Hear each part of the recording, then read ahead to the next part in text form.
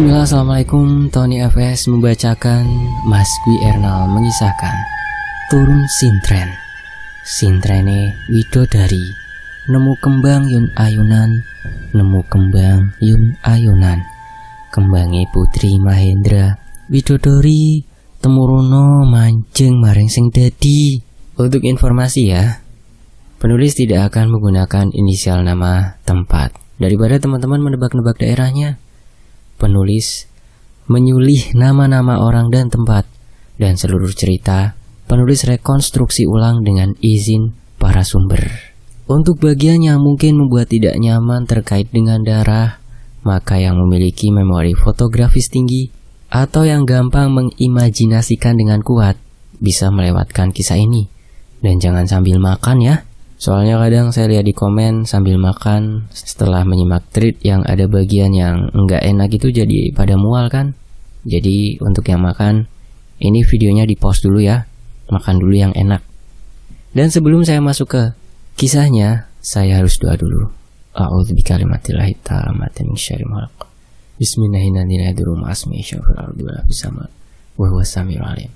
Allahumma shalli ala sayyidina Muhammad sallallahu alaihi wasallam. Ini dia Turun Sintren, sebuah kisah dari Mas Gwi Ernal.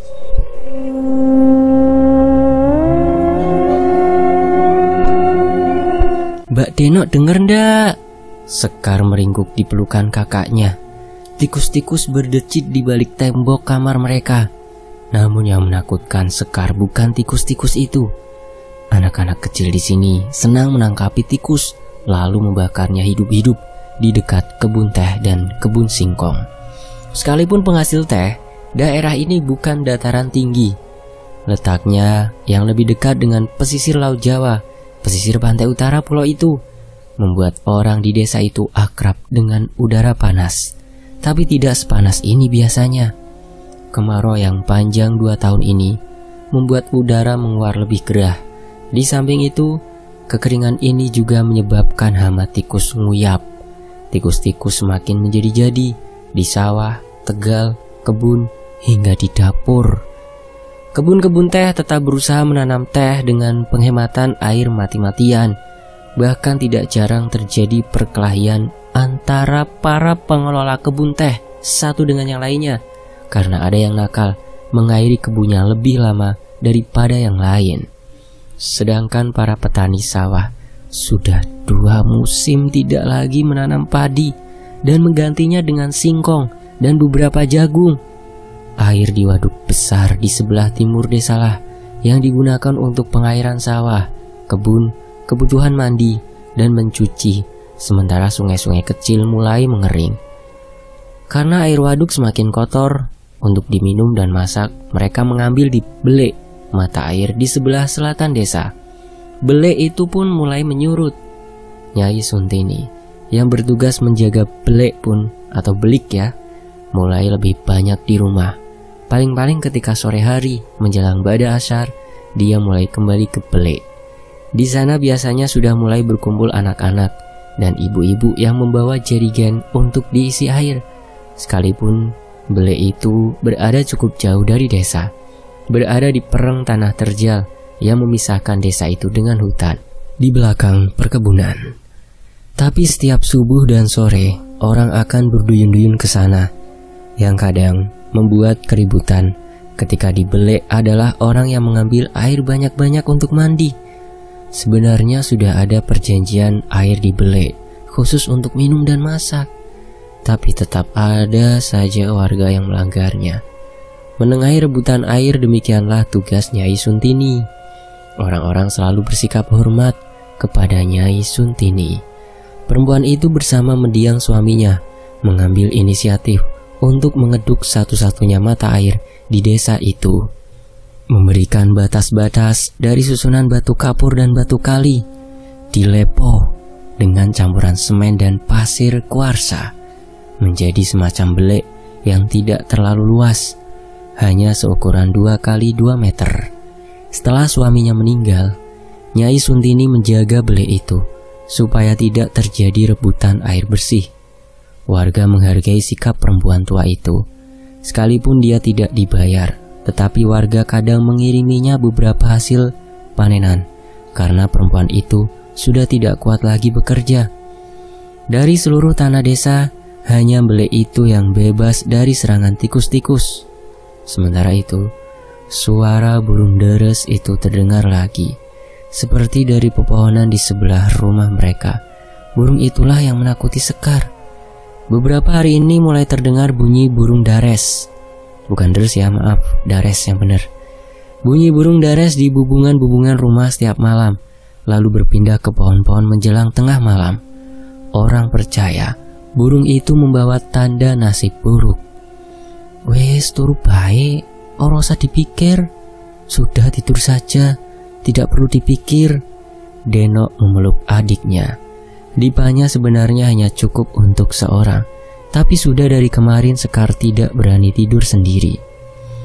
Siapa ya mbak yang akan mati? Hush, jangan ngomong gitu. Yen mongso ketiga, biasanya panjang gini. Kalau kemarau panjang, biasanya begini. Tanda alam biasa.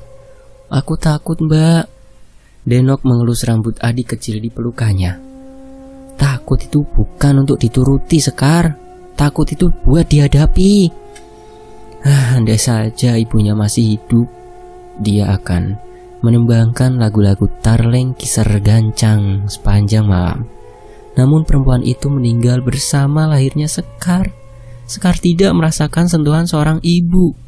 Satu-satunya sosok perempuan terdekat yang mungkin bisa menggantikan adalah kakak perempuannya itu, Mbah Utinya atau Mbah Putri yang masih ada.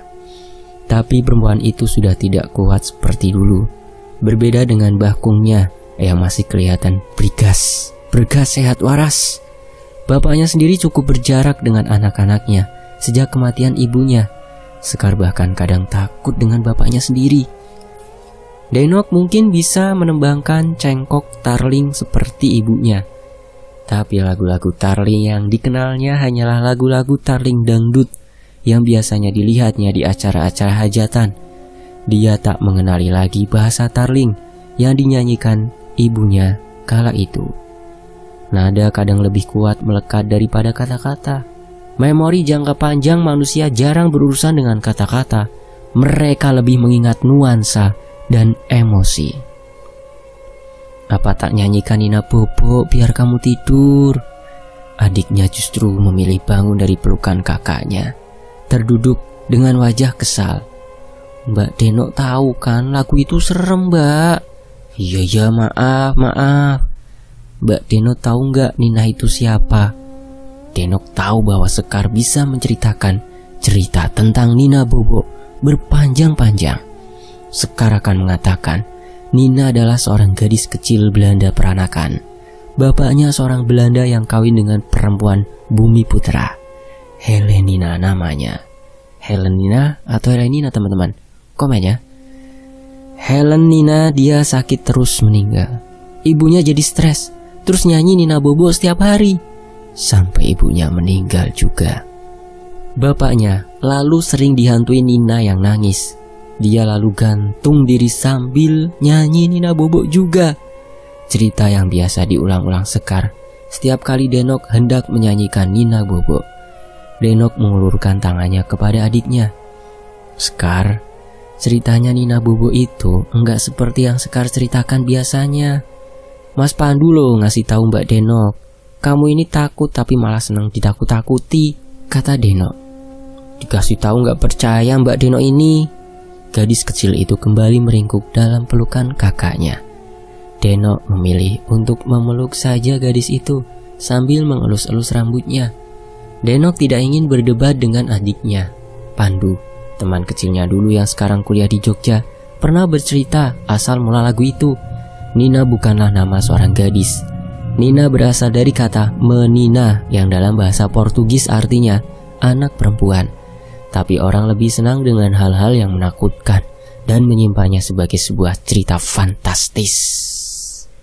Tapi sudahlah, lebih baik tidak usah bertengkar hanya karena sebuah lagu sepele. Denok mendengar hembusan nafas adiknya. Gadis itu sudah mulai tenang. Namun suara burung dares yang kembali lewat agaknya membuat gadis kecil itu kembali bersiaga. Denok bisa merasakan gerakan tubuh Sekar yang menegang. "Akan ada orang mati, Mbak."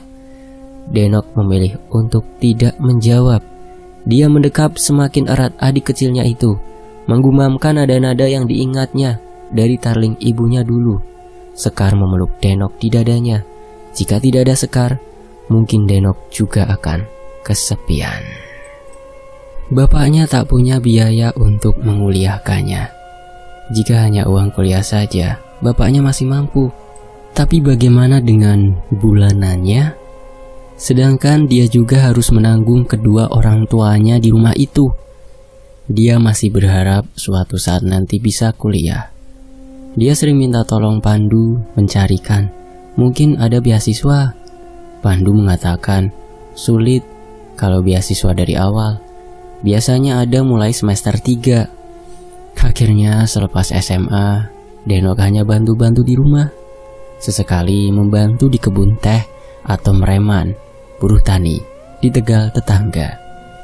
Sementara itu, seiring gumaman tembangannya, pelukan Sekar melembut. Gadis kecil itu mulai mengantuk. Pelukannya semakin renggang dan terlepas.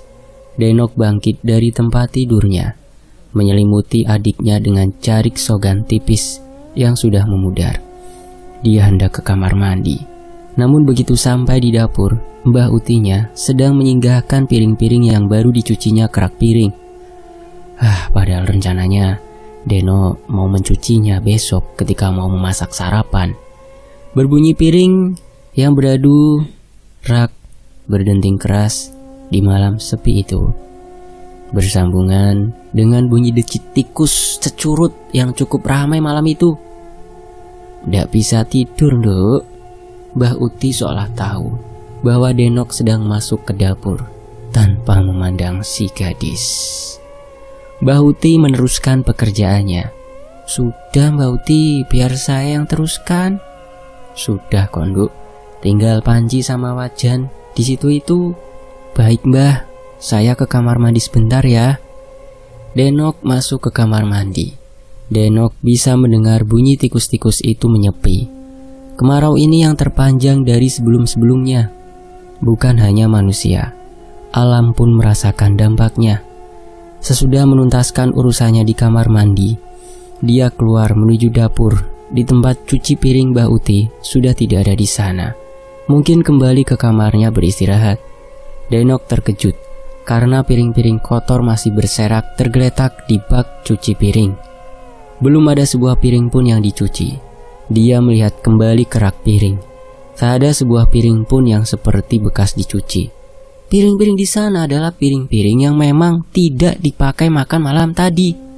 Tiba-tiba bulu kuduknya merinding. Dia berlari ke kamar neneknya.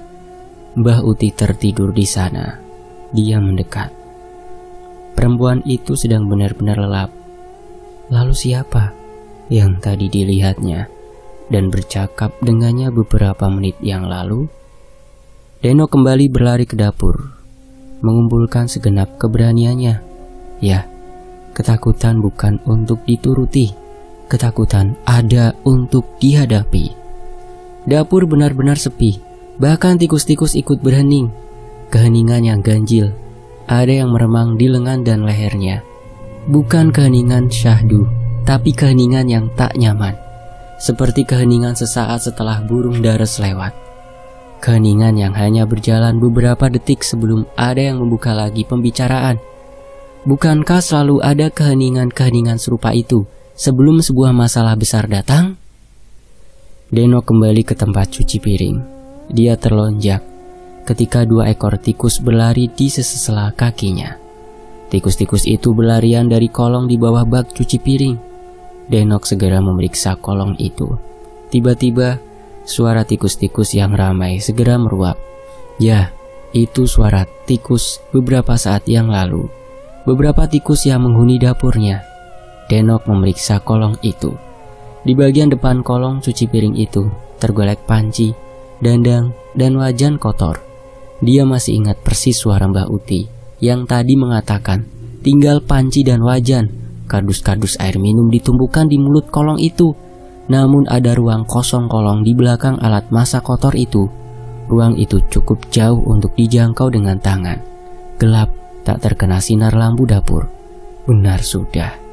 Denok mendengar suara tikus-tikus itu seperti berasal dari ruang kolong di belakang kardus-kardus air minum itu. Dia menyinggahkan panci, dandang, dan wajan itu ke samping. Setelahnya dia menarik kardus-kardus itu, dan tikus-tikus berlarian di tangannya. Mungkin 7 atau 8, Denok bergidik, geli dan takut oleh serbuan tikus-tikus yang terbebas karena kardus-kardus air minum yang menghalangi jalan mereka itu. Namun, sebuah bau anyir menyerang hidungnya, seperti ada tikus yang baru mati di ujung kolong itu. Jika sudah lama mati, bau bangkainya pasti busuk. Tak lagi anyir serupa ini. Dia berlari ke kamar, mengambil handphonenya di kamar. Sekar masih tertidur pulas. Syukurlah. Dia melihat lagi ke kamar Mbah Utinya. Neneknya juga masih tertidur dalam posisinya yang tadi. Sial, mengapa dalam situasi seperti ini Bapak sedang meronda dan Mbah Kong entah pergi kemana? Denok mengambil sapu di belakang pintu dapur. Dia menuduk di kolong gelap itu. Dengan kepala sapunya, dia menarik sebuah benda yang mengonggok. Denok terjengkang ke belakang, menemukan bahwa benda itu bukanlah bangkai tikus, sebuah bangkai yang lebih besar. Entah bagaimana bisa masuk ke situ. Bangkai kucing dengan kepala yang terlepas dari tubuhnya. Perut Denok mual tak tanggung-tanggung, tapi meminggirkan badan kucing itu, kepalanya pasti masih ada di dalam sana. Denok menyalakan senter di handphonenya, namun ada yang benar-benar tak beres. Denok bisa mendengar dengan jelas sekarang. Ada suara gemertak seperti orang yang sedang memecah tulang dengan giginya dari dalam kolong itu, disambung dengan suara berkecap-kecap seperti mengunyah makanan. Lalu suara gemeletak gigi yang mengerumus tulang lagi. Senter di tangannya bergetar seiring gemetar sekujur tubuhnya. Rasanya sekujur dirinya menggigil. Denok mengarahkan senter itu ke kolong. Jika tak benar-benar menjaga kesadarannya, dia bisa pingsan melihat sosok kurus kering di kolong bak cucinya itu. Sosok itu serupa perempuan tua dengan tubuh yang luar biasa krempeng, tak berpakaian dari atas hingga ke bawah. Tulang-tulangnya bertonjolan di sepanjang lekuk tubuhnya. Sekalipun sosok itu memunggunginya, Denok bisa melihat dari antara lengan tangannya gelambir daging di dadanya, serupa payudara yang sudah kering terjatuh hingga ke lantai. Rambutnya tipis, hanya tersisa di beberapa sudut kepalanya. Terang senter Denok agaknya mengusik makhluk itu. Tubuh sosok itu bergelinjang di ruang sempit itu tanpa menggeser posisinya. Kepala sosok itu menoleh ke belakang, lalu perlahan-lahan tubuhnya bergerak. Denok bisa melihat di tangan perempuan itu kepala kucing yang sudah pecah berkeping-keping. Sosok itu menatap lurus ke arah cahaya senter. Di tempat yang seharusnya ada mata, hanya terdapat cekungan kosong gelap. Tidak ada bola mata apapun di sana. Hidungnya rata dengan pipinya. Semuanya kulit yang mengerut berkeriput-keriput. Hanya mulutnya yang membuka lebar dari ujung telinga ke ujung telinga yang lain.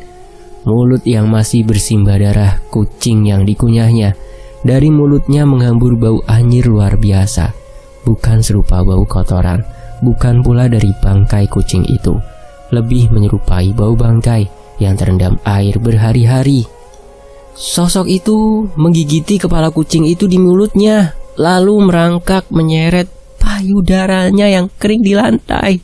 Sosok itu bergerak dengan tangan dan kakinya terseret-seret, tetapi gerakannya sangat cekatan. Denok sendiri berusaha bergerak, tapi tak bisa. Otot tubuhnya kaku, kejang. Dan ketika jarak mereka sedemikian dekat, sosok itu membuka mulutnya, menyemburkan kemarahannya. Wah! Namun dalam waktu yang sama, ada sosok lain yang baru disadarinya dari tadi menangkring di atas rak piring. Sosok itu mengamati Denok sejak tadi. Denok tak benar-benar bisa melihat wujudnya.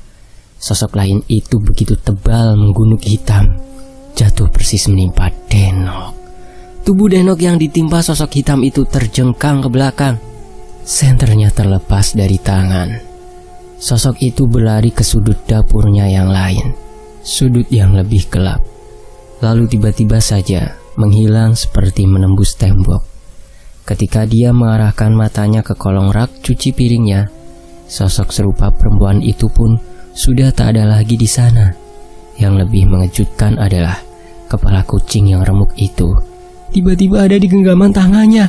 Denok melepaskan dan membuangnya. Sepanjang tubuhnya terasa dingin, tapi dia seperti merasakan kepala kucing remuk itu masih berdenyut-denyut di tangannya. Denok menyapukan pandangannya ke sekitar. Sudah tak ada apa-apa lagi. Dapur benar-benar sepi. Bahkan suara tikus-tikus pun sudah menghilang sama sekali. Apa yang baru saja dilihatnya? Bagaimana sosok tua itu bisa berada di kolong rak cucinya? Bagaimana dia bisa membawa bangkai kucing ke sana dan tiba-tiba saja berpindah ke tangannya? Bagaimana mungkin sosok itu bisa masuk, sedangkan tikus-tikus saja tak bisa lewat terhalang kardus-kardus air minum? Lalu sosok apa juga yang menggumuk besar dan bisa seolah-olah sedemikian ringan nangkring di atas rak cuci piringnya? Kesadarannya belum bisa mencerna semuanya. Ketika tiba-tiba terdengar suara kentongan titir di luar. Di titir 33, Denok tahu artinya. Tok tok tok, tok tok tok tok. Sebagaimana para penghuni desa lain, kebakaran. Denok berusaha bangun mencuci tangannya di ember yang berisi air bersih. Keran air tak menyala beberapa bulan ini. Tubuhnya masih geli, mengingat tangannya yang basah oleh merah darah yang mengucur. Dia mengelap ke bajunya dan mengambil handphonenya. Senter handphone itu masih menyala. Dia mematikannya seketika. Sosok anak kecil berdiri di pintu dapur. Sekar, adiknya ikut terbangun. "Ada apa, Mbak?" Denok menyambar adiknya lalu berlari ke depan. Dia sempat menengok kamar Mbah Uti. Syukurlah, Mbah Uti masih terlelap. Dia membuka pintu depan. Nafasnya masih memburu. Entah mana yang menyebabkan. Mungkin karena apa baru saja yang dilihatnya, atau karena dia menggendong Sekar sambil berusaha payah berlari ke depan. Beberapa orang sudah berada di luar rumah mereka. Nampak terjaga dari tidur mereka. Para perempuan masih mengenakan daster atau pakaian sekenanya.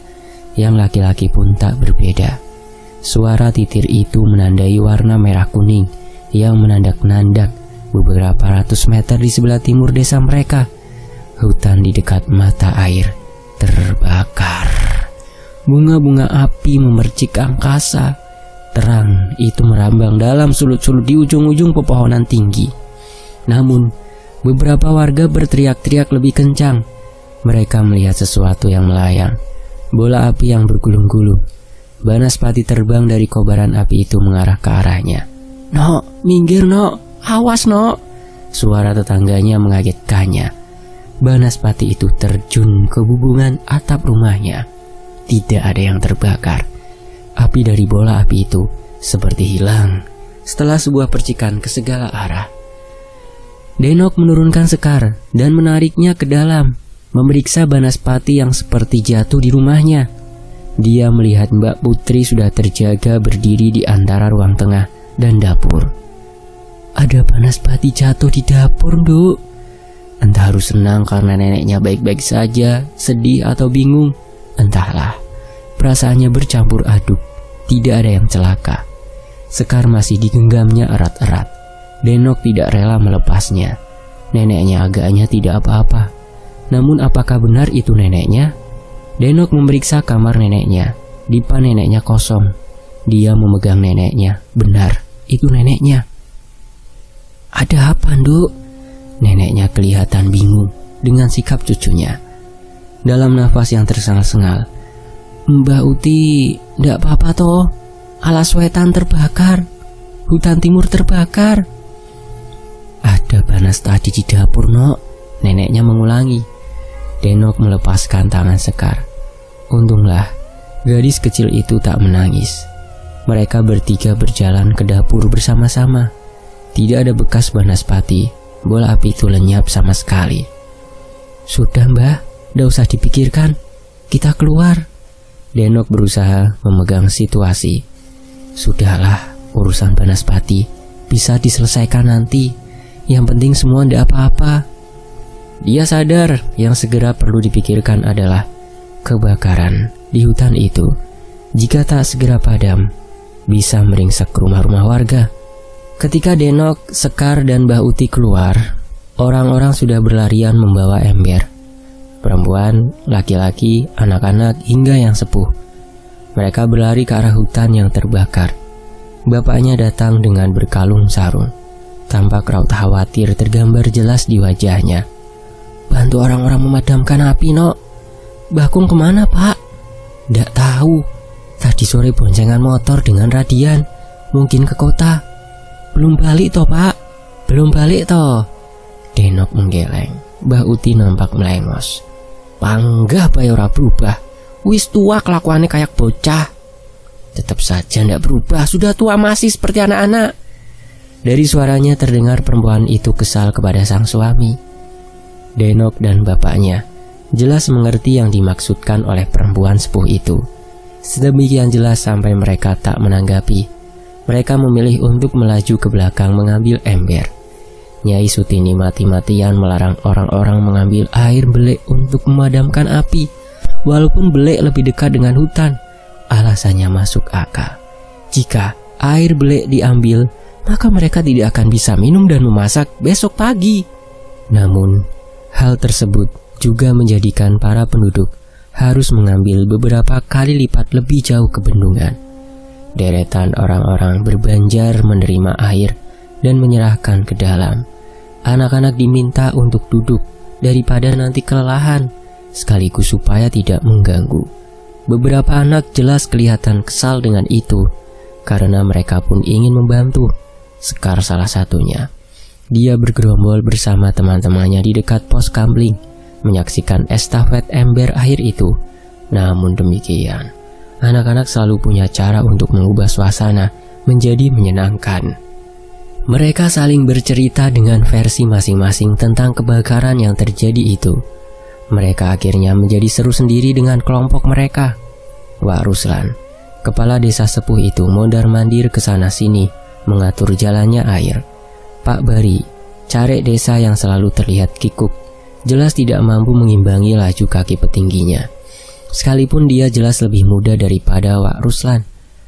Para pengimbal air bergantian jika kelelahan. Namun mereka melanjutkan lagi ketika tenaga mereka sudah pulih. Mereka baru bisa lebih tenang ketika 3 mobil pemadam kebakaran datang. Hampir 1 jam kemudian, baru menjelang subuh, api padam.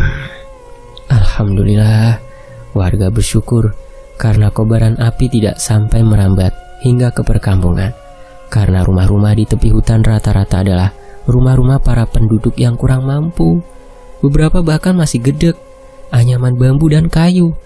Namun karena kebakaran cukup besar, jelaga dari sisa kebakaran itu terbang hingga ke desa. Abu berwarna hitam tipis melapisi jalan dan halaman-halaman rumah. Jatuh juga ke wajah dan tubuh penduduk desa yang saling mengimbal air, menjadikan wajah mereka hitam-hitam oleh angus. Anak-anak kecil justru yang senang bermain dengan telaga itu dan saling memulaskan ke wajah kawan-kawan mereka. Meskipun mereka tak ikut mengimbal air, wajah mereka lebih coreng-moreng, seperti orang-orang kalah main dadu. Namun yang paling berdampak adalah mata air dibelek. Sekalipun mata air itu tak jadi diambil, jelaga dari kebakaran itu memenuhi air dibelek, menjadikannya hitam berkampul-kampul. Wak Ruslan berunding dengan Pak Bari supaya besok diadakan kerja bakti di Belek. Denok bisa mendengar percakapan kedua orang itu dari jauh. Pak Bari mengatakan kebakaran itu mungkin terjadi karena gesekan kayu-kayu yang kering dan panas oleh musim kemarau yang panjang. Namun Wak Ruslan menduga bahwa ada yang membakar hutan. Dia ingat peristiwa pembakaran Pasar Pahing. Begitu pasar itu habis terbakar, hanya lewat 2 tahun sudah berdiri hotel di sana. Pak Bari mati-matian menolak. Tidak mungkin ada yang biadab melakukan hal seperti itu. Namun sekeras itu juga Wak Ruslan mati-matian membela pendapatnya. Namun paling tidak mereka bersepakat, sementara air di Belek belum bersih, mereka harus membeli air dari mobil-mobil tangki air. Pak Bari bertugas untuk mencarikan dan mengatur jalannya mobil tangki air. Sedangkan Wak Ruslan akan memimpin kerja bakti dan berbicara dengan Mbah Sudioso, tetua desa, mengenai hal-hal yang perlu dilakukan untuk menangani kelanjutannya, bahkan jika perlu termasuk diadakan bersih desa. Sementara itu di sisi lain, Denok tidak bisa tidur hingga pagi. Agaknya seisi desa pun sama. Denok baru saja membereskan cucian piring di dapur. Sekar selalu diminta untuk sarapan sebelum berangkat sekolah, walaupun seadanya, apalagi sementara tidak bisa mengangsu. Denok hanya memasakkan mie instan dan telur goreng untuk adiknya itu. Selepas itu dia mengambil sapu lidi. Beberapa orang tetangga menyapu bekas jelaga kebakaran hutan di halaman-halaman mereka. Pikiran Denok terbayang pada hal-hal yang bertubi-tubi dialaminya semalam. Suara burung dares, dua makhluk yang dilihatnya di dapur, banaspati, hingga kebakaran itu.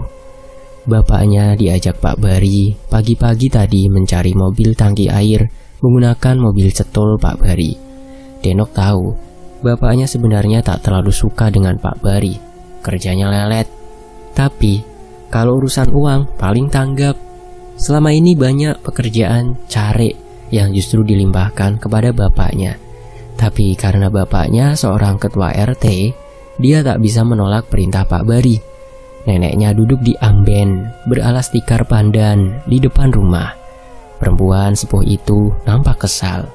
Mungkin karena Mbah Kong belum pulang juga sampai pagi ini. Lah iya, wong nang desane kobongan kok malah blakrak ora karuan. Wong di desanya kebakaran kok malah main ndak jelas kemana. Mbah Uti memotongi kacang panjang sambil ngomel. Tapi nampak dari petikan-petikan kacangnya kekesalan terpancar jelas. Denok terus menyapu, merasa tidak pantas menanggapi perkataan neneknya itu. Duk, aku krungu wong rasan-rasan nang melijo mau. Aku denger ada orang yang gosip-gosip di tukang sayur tadi, berbicara-bicara. Katanya semalam itu banyak yang aneh-aneh. Tanya neneknya. Denok mengumpulkan sampah di pojok. Aneh-aneh bagaimana, Mbah? Pikirannya sebenarnya terbayang pada apa yang terjadi semalam. Ya macam-macam, Nok. Wangi katanya mendengar orang tarling sepanjang sore. Tarlingan. Tapi ternyata bukan cuma wangi. Perempuan-perempuan lagi juga sama. Linggar yang pertama memukul kentongan. Katanya sebelumnya melihat ada pocong kembar di dekat Belek. Lah terus Banaspati yang turun di dapur kemarin itu. Denok mengumpulkan sampah di Cikrak, lalu membuangnya ke Pawon, tempat sampah besar. Pauan, yang biasa rumah-rumah memiliki tanah yang dikeduk untuk tempat sampah demikian, yang di belakang rumah ya. Dia duduk di sebelah neneknya, mengambil beberapa bawang merah dan mengupasnya. Mereka memutuskan untuk membuat segolengko dan olos hari itu. Makanan yang tidak membutuhkan banyak air. Iki dino apa, Nduk? Hari apa ya? Tanya neneknya. Selasa, Mbah Uti. Perempuan itu segera menghentikan pekerjaannya. Matanya menatap persis ke depan. Denok ikut menghentikan pekerjaannya. Ada apa, Mbah Uti? Selasa Kliwon. Denok tidak mengerti perkataan Mbah Uti. Tapi Mbah Uti jelas bukan sedang memikirkan Mbah Kongnya lagi. Raut perempuan sepuh itu berubah tegas, memandang kepada cucunya. Selasa Kliwon. Kamu tahu malam apa yang lebih menakutkan daripada malam Jumat Kliwon? Denok agaknya menangkap maksud neneknya. Perempuan tua itu mengatakan kata-katanya dalam deru suara yang lebih dalam. Kowe ngerti, Nduk? Kamu tahu, Nduk? Orang kalau mati meninggalnya malam Selasa Kliwon, menjelang Selasa Kliwon, jenazahnya akan menjadi rebutan orang pencari jimat, orang lelaku ilmu hitam. Bulu kuduk Denok meremang. Apakah ada hubungannya antara yang terjadi semalam dengan Selasa Kliwon? Ini pasti ada yang mau cari gara-gara, seru neneknya. Denok tahu neneknya bukan orang punya ilmu kanuragan atau sejenisnya. Namun seperti orang-orang tua lain di desanya, neneknya masih memegang hitungan Jawa. Setiap hari dan pasaran memiliki angka yang jika dijumlahkan akan menghasilkan makna tertentu. Denok dan para sebayanya sudah tidak lagi mengenal hitungan-hitungan Jawa semacam itu. Nok, kamu tahu ibumu dulu bekerja apa sebelum menikah dengan bapakmu? Denok merasa betapa payahnya dia. Dia bahkan tidak mengetahui bagaimana ibunya ketika muda. Dia hanya tahu ibunya sebagai seorang ibu rumah tangga, perempuan desa yang sejauh dia ingat, perempuan yang ayu. Berjalan pun teratur, menjaga sopan santun sekali. Bahkan Denok sering merasa tidak bebas ketika bersama ibunya, karena banyak sekali larangan-larangan dari ibunya tentang bagaimana anak perempuan bersikap, aturan-aturan tata krama yang terlalu membebani. Ibumu dulu penari sintren. Setiap akan pentas, pasti puasamu teh 3 hari, berakhir setiap Selasa Kliwon. Sekalipun Denok cukup terkejut, tapi dia merasa hal tersebut tidak memiliki arti apapun baginya. Dia tak melihat hubungan antara profesi ibunya dengan hal-hal yang terjadi semalam. Di sisi lain, deru suara mobil cetul. Mobil itu dipacu lebih bergegas, berhenti persis di depan rumah mereka. Bapaknya keluar dengan air mata di pipinya, namun wajahnya juga nampak memerah, marah. "Mak!" Bapaknya merangkul neneknya. Neneknya segera tahu apa yang sedang terjadi. "Goblok, goblok!" Suara perempuan itu yang tiba-tiba menangis mengikuti air mata anaknya lelakinya itu. Wajah Pak Bari di belakang setir kelihatan bingung. Dia seperti menahan sesuatu yang mau dikatakannya. Denok berlari ke mobil itu, melihat ke kursi tengah. Kursi tengah mobil itu sudah dilepas dan dipinggirkan ke kanan kiri. Sebagai gantinya, di tengah mobil itu sebujur jenazah yang telah kaku, tertutup selimut garis-garis. Innalillahi. Tubuh Denok lemas. Pikirannya bercampur aduk. Apakah ini artinya burung dara semalam? Apakah ini juga arti Banaspati yang terbang dan jatuh di dapurnya semalam? Sementara itu sebuah motor mendekat. Mas Radian yang ngojeki kakeknya kemarin. Dia menunduk nampak bersalah. Dia jelas tidak dari arah yang sama dengan mobil itu. Dia mungkin dari Belek atau entah dari mana. Sebelum bapaknya mencari mobil tangki air, bapaknya mencari Mas Radian, bertanya kemana Mbah Kong kemarin malam diantar. Pak Bari membuka mulutnya. "Mbahmu ditemukan di losmen, Nok.